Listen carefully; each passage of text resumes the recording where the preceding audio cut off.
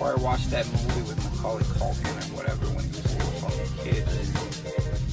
Like maybe right before, right after his like Home Alone stint, or maybe in between, because he made, I don't know, like 3 of them. Maybe somewhere in between there, they made that movie where he's like this nerd kid that like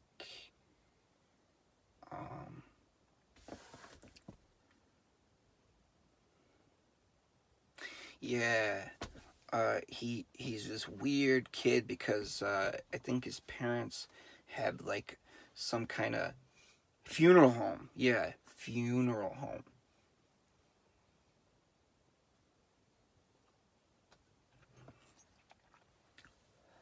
You know, so he's this weirdo that lives in a funeral home.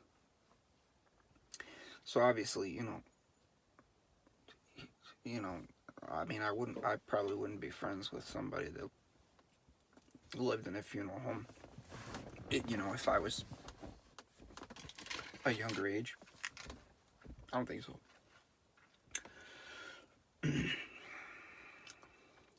But anyways, yeah, Macaulay Culkin, he was in that fucking movie, and then it's like he lives in the funeral home, and um, uh,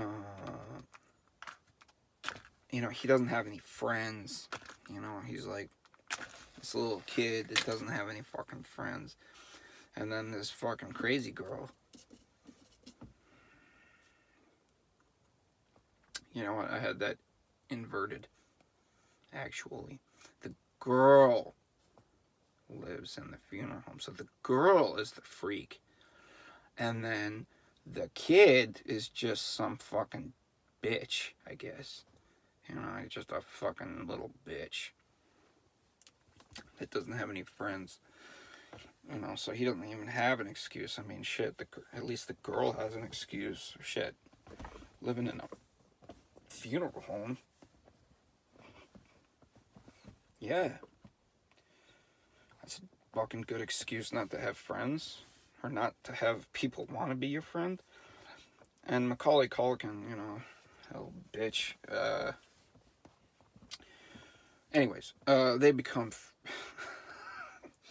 they become friends.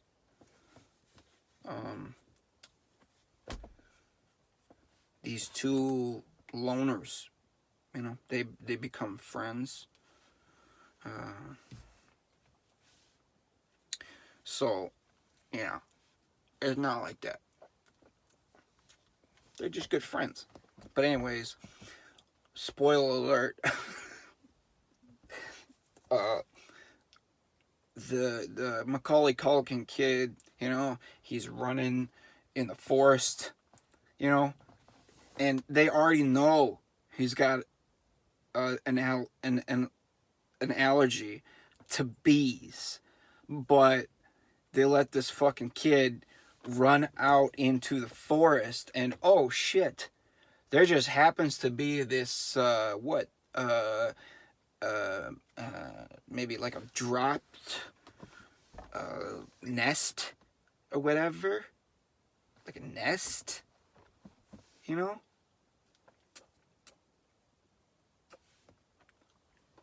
don't know, like a bee's nest, whatever. It's down there, and I don't know. Macaulay is like, let me take a look at that. I'm curious. Either that or, he like starts hitting it with a stick or something. I don't fucking know. Maybe he just, I don't know. Suffice to say that, yeah. So, of course, the little kid that is allergic to bees happens to go running out into the forest and finds a beehive. That's what they're called. Beehive. Whole goddamn forest, Oh, the kid that's allergic to bees finds a beehive. What are the fucking odds of that? Talk about bad luck. Forget about it. But Yeah, so allergic bee kid runs over to a beehive that has been dropped from the trees, as far as I can recollect. And then I don't know if he starts hitting it with a stick or what happened, but he gets all fucked up. He's like getting all these bees are fucking him up, you know, and he dies, you know. And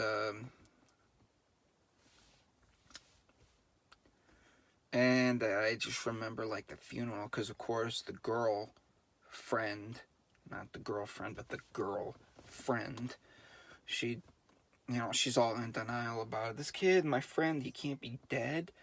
But at the same time, of course, her parents are the people that own the funeral home.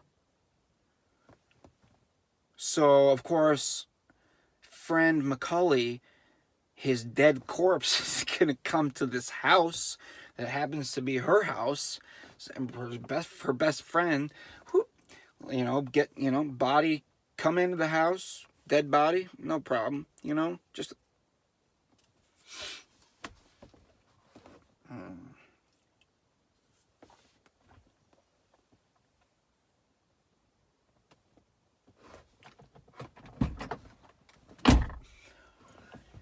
No problem, you know, just you know, just a kid, you know, with their best friend's dead body down in the basement.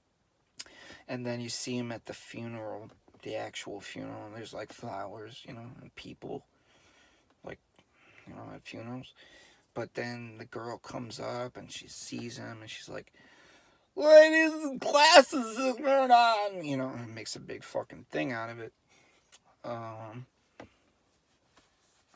And he's all stung up and shit. And the fucking funeral home did a fucking shit job at, you know, making this kid look presentable at, I mean, at all. I don't know if it was like they were anticipating a low turnout to this funeral, but if you look at this fucking kid, maybe I can show you a picture right here. I mean, that motherfucker is, really, how much time did you spend on that? Because, like, he went downstairs and took, like, some baby powder and was like, alright, he's good to go. You can still see all his stings on his face when she goes up there, you know?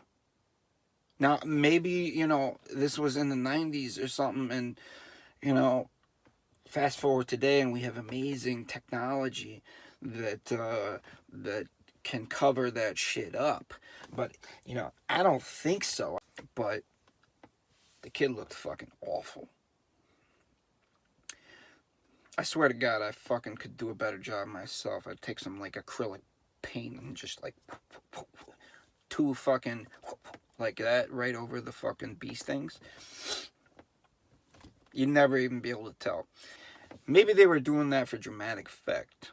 You know, let's have the little girl come up and see, oh, not only is your friend here dead, but he's also all deformed by these bee stings and terrifying looking, you know, almost like this close away from being a fucking zombie, you know.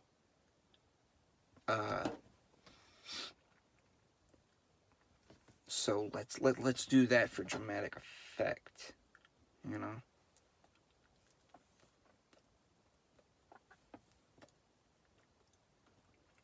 Suffice to say, she freaks out. She's human, you know.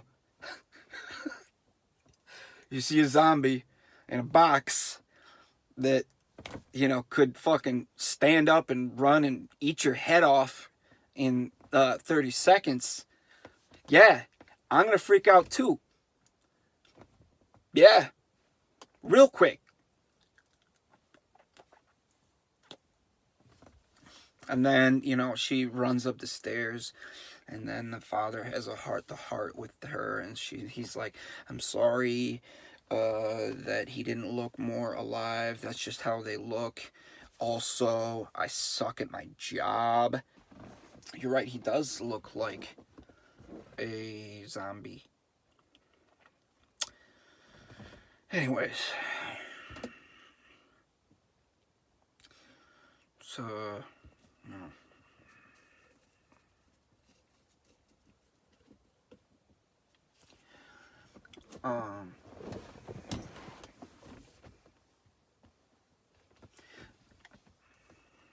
I think that started out with like my ideal,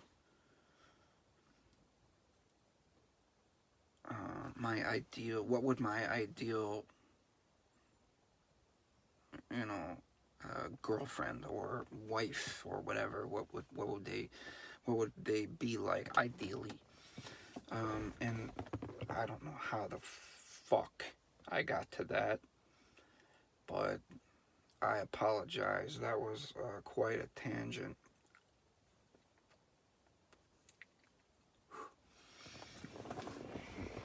You know, really. I don't know how it got to that. Just, you know, I mean, tangent would be an understatement.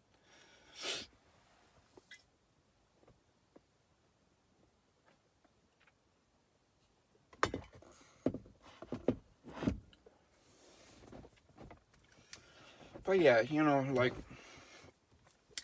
slightly darker skin, you know, darker than me, and I'm, like, pale as a ghost.